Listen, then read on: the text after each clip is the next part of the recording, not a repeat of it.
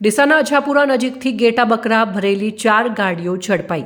કતલખાને લઈ જવાતા પશુઓને બચાવ્યા. ડીસા તાલુકાના અજાપુરા ગામ નજીકથી જીવદયા પ્રેમીઓએ બાતમીના આધારે ઘેટા બકરા ખીચોખીચ ભરીને કતલખાને લઈ જવામાં આવતી 4 જીપડાલા ગાડીઓને ઝડપી પાડી હતી. આ ગાડીઓમાં ઘાસચારા કે પાણીની કોઈપણ વ્યવસ્થા વગર અમાનવીય રીતે પશુઓને ભરવામાં આવ્યા હતા, જેમાં કેટલાક પશુઓ તો મૃત્યુ પામેલા પણ મળી આવ્યા હતા. પ્રાપ્ત માહિતી અનુસાર જીવદયા પ્રેમીઓને બાતમી મળી હતી કે કેટલાક જીપડાલા ગાડીઓમાં મોટા પ્રમાણમાં ઘેટા બકરાને કતલખાને લઈ જવામાં આવી રહ્યા છે.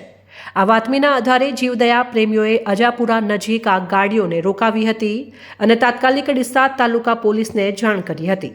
પોલીસે ઘટના સ્થળે પહોંચી તપાસ કરતા જાણવા મળ્યું કે 4 જીપડાલામાં ક્ષમતા કરતાં અનેક ગણા વધુ ઘેટા બકરા ખીચોખીચ ભરવામાં આવ્યા હતા અને પશુઓ માટે પાણી કે ઘાસચારાની કોઈ પણ વ્યવસ્થા ન હોવાથી અનેક પશુઓ હાલાકી ભોગવી રહ્યા હતા અને કેટલાક મૃત્યુ પામેલા પણ મળી આવ્યા હતા.